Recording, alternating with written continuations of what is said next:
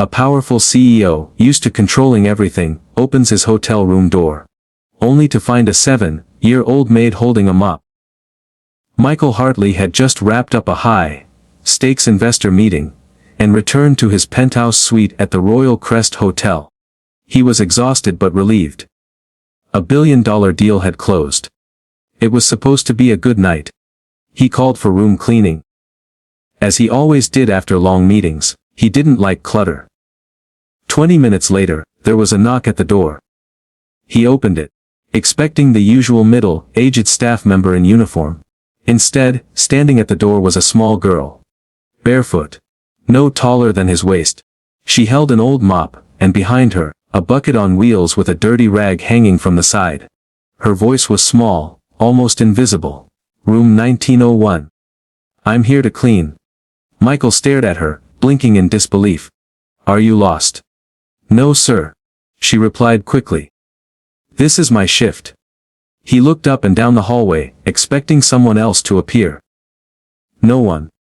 Just the hum of the hotel's hallway lights. You're not more than 7. He said. I'll be 8 in November. He stared at her worn-out clothes, the mop shaking slightly in her hands. Who sent you, Mrs. Danvers? She's the housekeeping boss. Michael frowned. He had met Danvers, strict, no nonsense, and not the kind to joke around. But hiring a child. Before he could respond, the girl walked past him into the room like it was completely normal. She didn't ask permission. She went straight to the corner and started mopping. He shut the door slowly, unsure whether to be angry, confused, or call security. Wait, he said. What's your name? Lina. Lina? You shouldn't be working here. You should be in school. She kept mopping. I go sometimes. When my aunt feels okay. Michael sat down on the edge of the bed, watching her in silence. Her small arms moved methodically, used to the work. She didn't fumble. She didn't complain.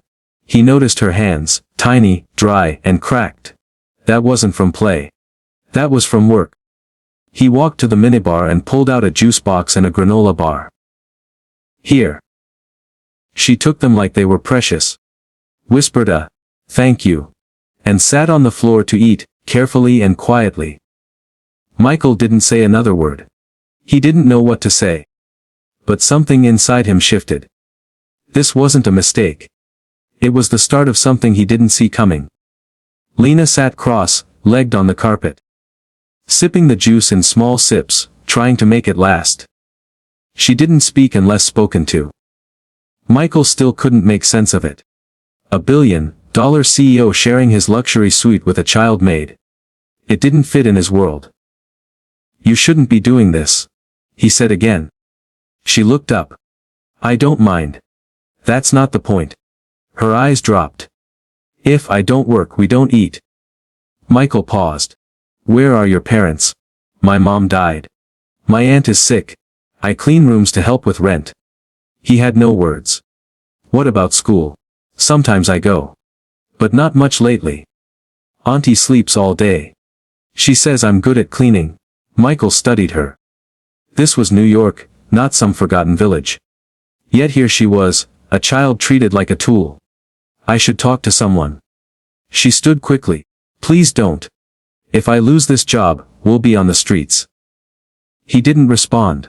She picked up the mop again.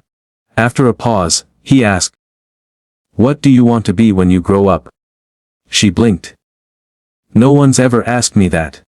He handed her another granola bar. Then think about it. Because from now on, someone will. That night, Michael couldn't sleep. Not because of numbers or deals, but because of Lina's last words. The next day, he called a private investigator. Quietly. Discreetly. Within hours, he had information. Lina's mother had worked at the hotel years ago. She'd died in an accident. Lina had been taken in by her only living relative, a half-blind aunt living in a basement shop. There were no school records. No medical history. Just scraps. When Lina came back to clean that evening, Michael asked, if you could have one thing, anything, what would it be? She smiled shyly. A bed that's just mine. Not toys. Not vacations. Just a bed, he nodded. You'll have one soon. Michael confronted Mrs. Danvers privately. You let a child work here. She didn't flinch. You think I like it? She begged me for work. I gave her light shifts. I feed her when I can. You want her out. She'll starve. Michael paused. I want her protected, he said. And I'll handle the rest. Danvers' expression softened. She trusts you. Don't break that. A week later, Michael asked the investigator for more. They found a letter. Old, stained, hidden in hotel records. It was from Lina's mother. Addressed to whoever finds this. It spoke of her love for her daughter, her dreams, her fear of leaving her behind. Michael's chest tightened as he read it. At the end, one line stuck with him. If anyone kind reads this, don't let her grow up forgotten. He folded the letter and made a silent promise. She won't. Michael sat in silence long after he folded the letter. The hotel suite was quiet, but inside his chest, something stirred, like a door had creaked open after years of being sealed shut. Lina's mother, a woman he barely remembered from years ago, had reached out through ink and paper, trusting that someone out there might care. And now that someone was him. He didn't sleep that night.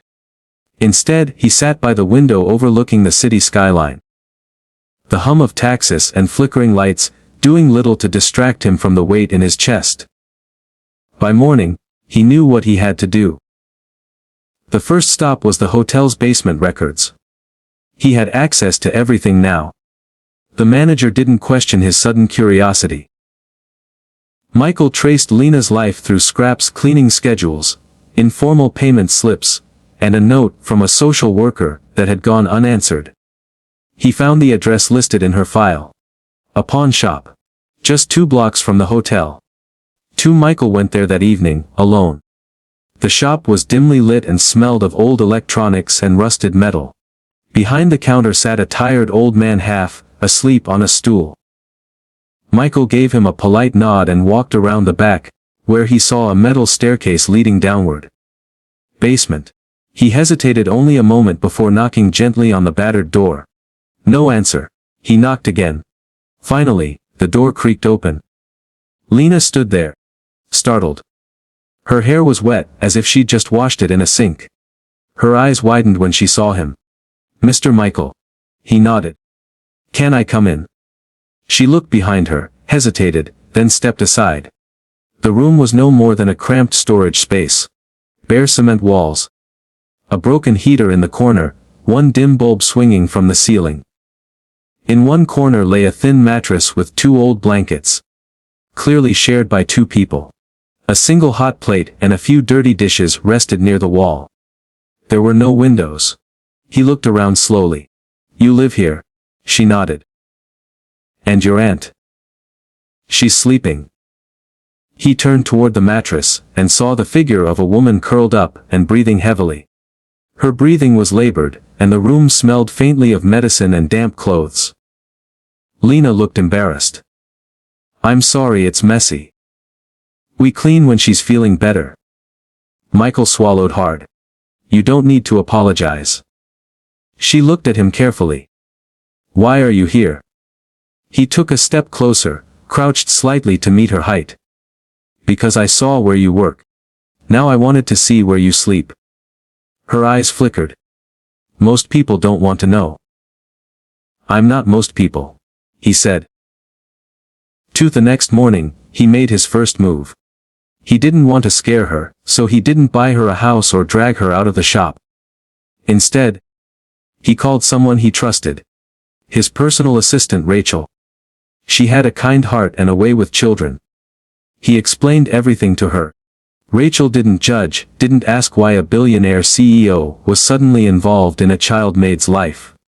She just said, what do you need me to do? Get her clothes, shoes, school supplies. Quietly. We'll keep it simple. And food. Lots of it. Rachel smiled. Don't eat. That evening, when Lina arrived at his suite for cleaning, she was surprised to find no mess. The room was spotless. Michael smiled. No cleaning today. But today you eat. He handed her a warm bag filled with chicken nuggets, fries, a sandwich, and a small bottle of chocolate milk. Her eyes lit up. She took it carefully, as if she thought it might vanish. This is too much, she whispered. No, he said. This is normal. She sat on the rug and began eating slowly, savoring each bite. He didn't talk, just watched her, amazed at how quietly a child could suffer. After a while she asked, "Why are you being nice to me?" Michael leaned back in his chair. "Because someone should have been nice to you a long time ago." She looked down. "People don't stay nice. They help once and leave. I'm not leaving." Over the next few days, small things began to change. A package arrived for Lina at the front desk. Rachel had arranged it. Inside were 2 clean outfits, socks, underclothes, and a small hoodie with a stitched flower on the front. Michael handed it to her casually. "It's just a gift. No strings." She took it quietly, holding it close to her chest. He saw her wear the hoodie the next day. She didn't say anything, but he noticed the sleeves were too long. She didn't mind. That night, she left the suite after cleaning but turned at the door and said, "Thank you." He nodded. "You're welcome." 1 week later, he asked if she'd like to join school again. She froze. "I'm not smart like other kids." "You are," he said. "And even if you're not, school is where you'll learn." She hesitated. "What if I can't catch up?" "I'll get you help. A tutor. Anything you need." She looked at him and said nothing, but the next day, she arrived at the suite holding a crumpled school brochure. It was a start. Another week passed, and Michael arranged a quiet meeting with a local non-profit that helped kids in difficult situations. They agreed to handle Lina's school paperwork, counseling, and basic health check-ups without drawing attention. Rachel accompanied Lina to her first visit. When she came back, Michael noticed she was holding a small lollipop and a coloring book. That night, she cleaned the windows and hummed a tune under her breath. It was the first time he'd heard her make music. Michael didn't announce any big decisions. He didn't talk about guardianship or adoption yet. He knew trust was slow, fragile. But every day, he showed up. Every day, she came back. One evening, as she was finishing up, she sat beside him on the floor, took a deep breath, and said, "I used to think rich people didn't have hearts." He smiled. "We usually don't. But maybe you do," she said quietly. He looked down at her. "Maybe you do too." She smiled, genuinely this time. A full smile. One that reached her tired eyes. And in that moment, in a 5-star hotel suite, between a billionaire and a child with nothing, kindness found its place. Lina's smile lingered even after she left the suite that night. Michael watched the door long after it had closed, his mind unusually quiet, not with business numbers or deadlines, but with something else entirely, something personal. He found himself replaying her words, "Maybe you do too." He wasn't used to such honesty. He wasn't used to being seen. The next morning, Michael sat in a boardroom on the 32nd floor of his Manhattan office building. Half a dozen executives pitched the upcoming marketing strategy, charts, trends, graphs, all impressive. But his attention drifted. He imagined Lina's small hands struggling to hold a mop twice her size. Her cracked lips as she quietly thanked him for a warm meal. The oversized hoodie she had worn like armor. He realized he hadn't thought about quarterly earnings once during the presentation. It was Rachel who noticed first. When the meeting ended and the others left, she stayed behind. "You're not really here, are you?" she asked gently. He leaned back in the chair. "I don't think I've ever been more here." She smiled. "I checked in on Lina this morning. Her aunt is still weak. But Lina left for school today. First time in months." He looked up. "Really? She wore the hoodie. She packed the lunch you sent." Michael let out a slow breath he didn't realize he was holding. "She didn't say much," Rachel added. "But she looked lighter." Choo-choo that evening, Lina didn't come to clean. He was about to call the front desk when there was a knock. She stood there, holding a folded piece of paper. "I didn't come to clean today," she said nervously. "I came to give you this." He took the paper and unfolded it. Inside was a drawing, crude, childish but unmistakable. It was of her, standing beside a tall man in a suit. The man had gray in his hair and a coffee cup in his hand. They were both smiling. Michael stared at it. "I know it's not very good," she said quickly. "But it's for you." "It's perfect," he replied, his voice quieter than usual. She shrugged off the compliment, but a blush crept onto her cheeks. He took a magnet from the mini fridge and stuck the drawing to the wall. "From now on," he said, "this stays here." She looked at it, eyes wide. "No one's ever put anything I made on a wall before." "Well," he said, "they've been missing out."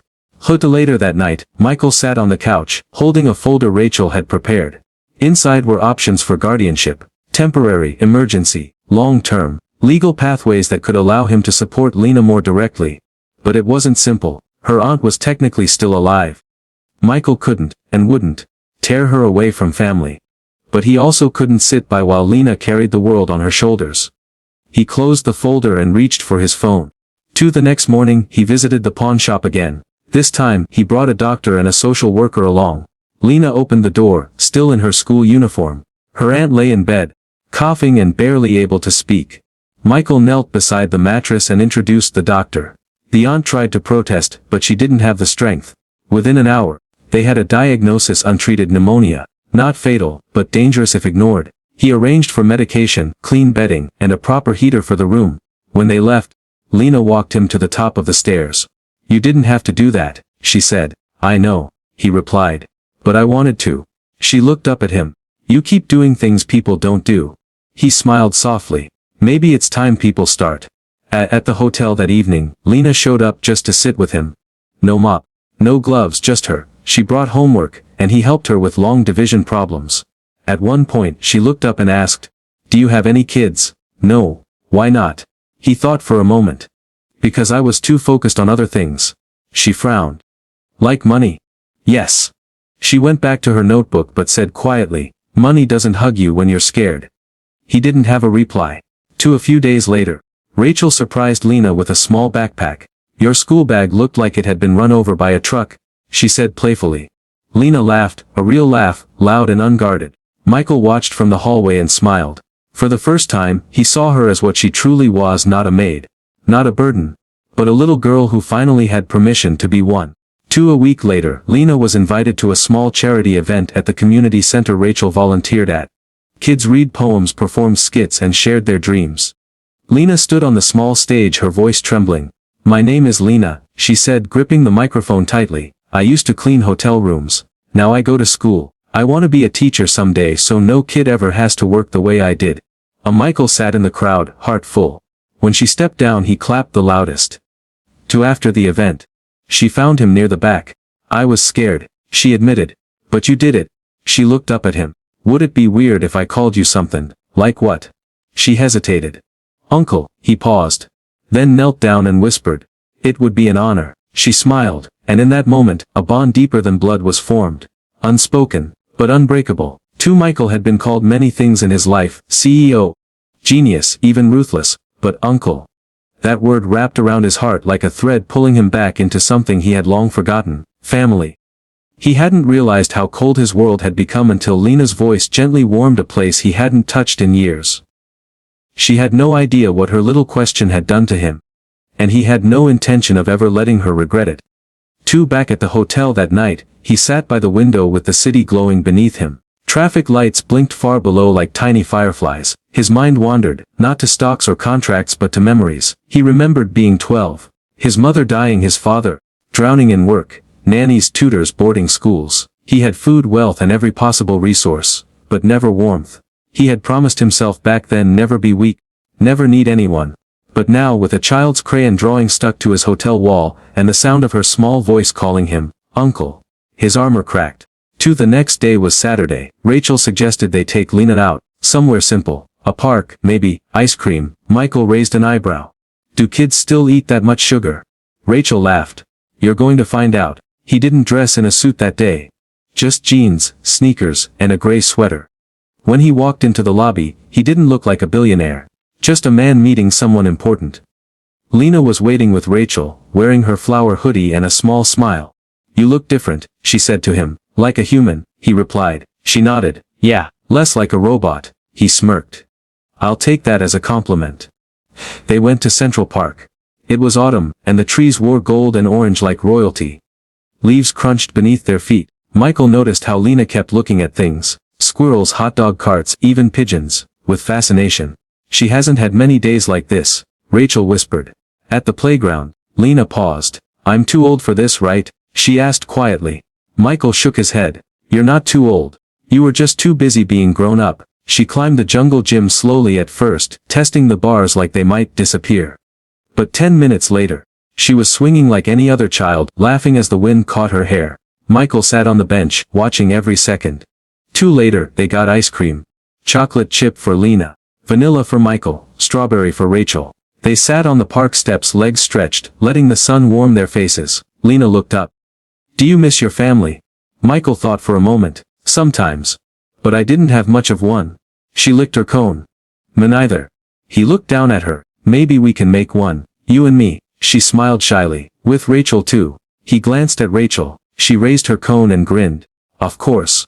Back at the hotel that evening, Lina gave him a folded page from her notebook. On it, she had listed names she might like to be called in the future.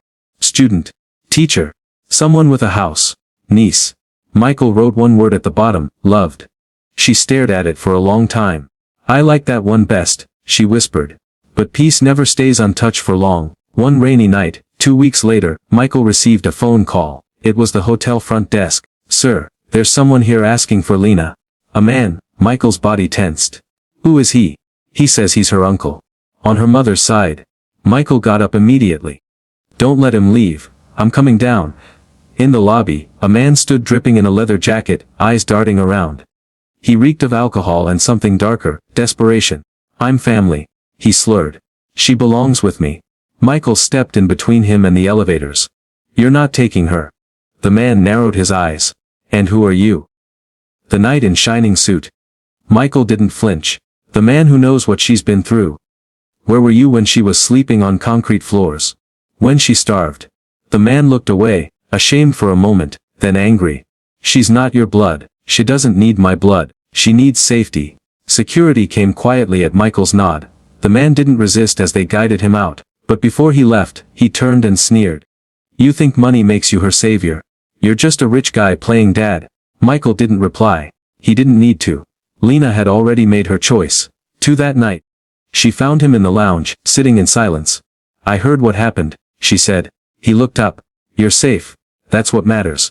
She sat beside him, swinging her feet. I don't want to go with anyone else. Even if they're family. You have a choice now, he said softly. No one will force you. She leaned her head against his shoulder. I choose you. Michael closed his eyes. This wasn't about charity anymore, or kindness, or guilt. This was love, quiet, steady, earned. The next morning, Rachel began legal paperwork for partial guardianship. The aunt agreed, her health too weak, her spirit too broken to fight. Lina moved into a guest suite next to Michael's. She called it her castle. He let her decorate it however she wanted. Posters, fairy lights, a small library of used books Rachel found online. She even got a night lamp shaped like a moon. I've never had my own room, she said. You do now, he replied. And you won't leave. Right? Never. But storms were still ahead. Love was never the end of the story. Sometimes it was just the beginning. The hotel suite was quiet, except for the faint ticking of a clock, and the occasional rustle of pages, as Lina flipped through a library book. It was nearly midnight, but she didn't want to sleep. Not yet. Not while she could still feel safe. Her castle, as she called it, was lit softly by the moon lamp beside her bed. Plush pillows. Real blankets. Not stolen heat from broken vents. She hugged the pillow tighter. For the first time in forever, she didn't fall asleep afraid. In the suite next door, Michael was still awake. He sat at his desk, reviewing papers that had nothing to do with mergers or stock buybacks. They were guardianship documents. Half signed. Still pending approval from the state. Rachel had warned him. It won't be easy. She's not technically orphaned. This kind of case can be sensitive. He understood. But he also knew one thing with clarity. He wasn't walking away. No matter how many hearings, background checks, or signatures it took, He was going to fight for that little girl in the next room. She had already survived too much. He wouldn't let the system hurt her again. The next few days passed with new routines. Mornings were for school. Michael arranged a private tutor to help Lina catch up. She struggled at first. Math especially. But she tried harder than anyone he'd ever seen. Afternoons were spent with Rachel or Michael when he had time. They played simple board games. Watched documentaries. Shared meals. One night, Lina asked, "Did you always have someone to eat dinner with?" He shook his head. "Mostly just my driver, my laptop, and silence." She giggled. "That sounds sad." It was. "No, you have me." He looked at her and smiled. "Yeah. Now I do. But peace doesn't protect from the past. It only delays it." 3 weeks after Lina moved in, a letter arrived from Child Protective Services. A formal inquiry. The man who had shown up at the hotel, Lina's supposed uncle, had filed a complaint. He claimed Michael was manipulating the child, taking advantage of her poverty. The words felt like poison on the page. Rachel reviewed the letter. Her hands trembled. "This could delay everything," she said. "If they push this into court, even with the aunt's consent, it could trigger an emergency foster review." Michael's jaw clenched. "I won't let them take her. She's not legally yours yet," Rachel reminded him softly. He looked out the window. "Then I'll fight like hell until she is." Lina knew something was wrong. She wasn't a child in the normal sense. Her life had made her sharper, faster to read silences. Michael tried to act normal. But she noticed he checked his phone more. He stayed up later. Smiled less. One night she knocked on his suite door. He opened it. Surprised to see her holding 2 mugs of hot cocoa. One slightly overflowing. "I made these with Rachel. She said you might need it more than me tonight." He chuckled. "Is it that obvious? You get this wrinkle in your forehead when you're hiding stuff." He raised an eyebrow. "That noticeable?" She nodded. "You only had it the night the scary man came." He sighed. "You're too smart." She looked up. "Are they gonna take me away?" He froze. She said it so quietly. Like she didn't expect a comforting answer. Only confirmation. He knelt in front of her. "No one is taking you anywhere. Not without going through me first." "Are you scared?" "Less," he admitted. "Because when something matters to you that much, the thought of losing it terrifies you." She handed him the cocoa. "Then I guess we're both scared together." The investigation began the next day. A social worker named Elaine arrived. Middle-aged, serious eyes, clipboard in hand. She interviewed Lina alone. Then Rachel. Then finally, Michael. Elaine's questions were cold, sharp, by the book. "What's your motivation for keeping this child?"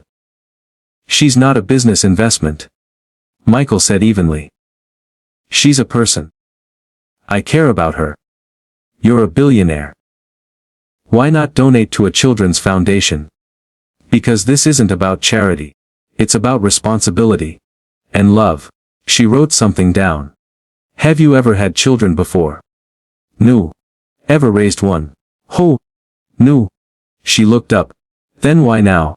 He looked out the window. Then back at her. "Because when you find someone drowning, you don't ask if you're a certified lifeguard. You just jump in." A week later, Elaine returned. This time with a court-appointed child psychologist. Michael wasn't allowed in the room. He waited outside while Lina answered questions she barely understood. Afterward, she came out quiet, subdued. He didn't push. That night, she crawled into his suit and sat on the couch without speaking. He looked at her. "Want to talk about it?"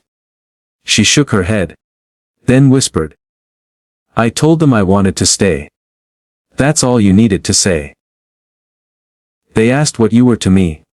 He looked at her. "What did you say?" She looked up at him and smiled. "I said you were the first person who didn't make me feel small." A month passed. Tension hung around like mist. Every day waiting for a ruling, an answer, a letter. Rachel did everything she could behind the scenes.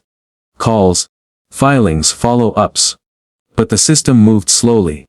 Meanwhile Michael and Lina settled into a rhythm that looked, sounded, and felt like family. Even if the law hadn't caught up yet. One afternoon, they visited a bookstore. Lina picked out a second-hand poetry book. Michael bought it without hesitation. That night, she read aloud. Twa. Some people arrive and make you feel like you've been waiting your whole life for them to walk in. R.H. Sin. She looked up from the page. That's about you. He couldn't speak for a moment. Then finally. Maybe it's about both of us. On a chilly Thursday morning, the letter arrived. Rachel opened it. She didn't speak for a moment. Then slowly looked up at Michael. She's yours. Time seemed to freeze. No objections. No hearings. Guardianship granted on grounds of abandonment, best interest, and demonstrated care. Michael exhaled hard. He looked at the door. Lina was at school. She didn't know yet. But that afternoon, when she walked into the suite, her backpack slipping off her shoulders, he knelt and opened his arms. She tilted her head. What happened? He didn't say it. He just showed her the letter. She read the first few lines, lips moving slowly. Then her eyes widened. Really? Really? Tears welled up in her eyes. She lunged into his arms. You're mine now, she asked, voice shaking. I've always been, he whispered. The fall slowly slipped into winter. The city transformed. Gray streets dusted with snow, rooftops lined in white, and the hotel's windows fogging with warmth from within. Christmas lights blinked from the shops, and a sense of magic hung in the air. Lina had never experienced this kind of season before. Not the version where the cold was something cozy. Not the version where people gave without expecting anything in return. This year was different. She had a home now. Not a building. Not a shelter. A real home. And in it, a man who looked like a CEO but smiled like a dad. Michael had lived many winters. But none like this. His holidays used to mean empty boardrooms, fake greetings at black tie parties, and a glass of scotch in a penthouse that echoed too loud. Now, there were coloring books on the kitchen counter. Crumbs from burnt cookies. And a little girl humming holiday songs off key while wrapping socks in tissue paper as presents. He'd never received a better gift than the one she handed him on Christmas Eve. It was a hand-drawn card. Inside it said, "You're the only reason I believe in miracles now. Your kid." Michael held it to his chest like it was made of gold. On New Year's Day, Rachel moved on to another city for a new assignment. At the station, Lina hugged her tight. "Thank you," she whispered. Rachel smiled. "You were the bravest girl I've ever met." Then she knelt beside her. "Promise me you'll let yourself be happy. Okay?" Lina nodded. "I already am." Rachel hugged Michael last. "You did good," she said. "I didn't know I could," he replied. That's what makes it real. As the train pulled away, Lina slipped her hand into Michael's. "Do you think we'll ever stop being scared?" she asked. "Maybe not," he answered. "But we'll never be alone again." The hotel began to feel less like a stopover and more like a beginning. Michael started remodeling a small house outside the city. "Just in case," he said. "If you ever get tired of elevators." Lina chose the paint colors. She picked sky blue for her room. "It looks like freedom," she said. He didn't argue. One quiet night, while washing dishes together, she said something that froze him mid-motion. "Do you think I could change my name one day?" He looked down at her. "What name would you want?" She shrugged. "I don't know. Something new. Something that belongs to me." He dried his hands. Knelt beside her. "You can be whoever you want to be." She looked into his eyes. "Even your last name." He blinked. Then smiled. "You already are family, Lina. A name won't change that. But it would make it official, right?" He nodded slowly. Yes. And whenever you're ready, we'll make it happen. That spring, Lina stood beside him in court one last time. Not as a case, not as a file, but as his daughter. Adopted. Protected, loved. After the papers were signed, the judge looked at Lina. Do you want to say anything? She hesitated. Then spoke clearly. I used to think I had nothing. But I was wrong. I just hadn't found my people yet. She glanced at Michael. I found them now. Deep, they walked out of the courthouse to blooming cherry blossoms. Michael held her hand tightly. So what now? He asked. She smiled. Now we start our forever. If this story touched your heart, please don't forget to subscribe to my channel. I'd love to hear from you. What did you learn from this story? Have you ever experienced something similar? Share your thoughts in the comments below. Your words matter. Thank you so much for giving your valuable time. Until next time. Take care, and never stop believing in kindness.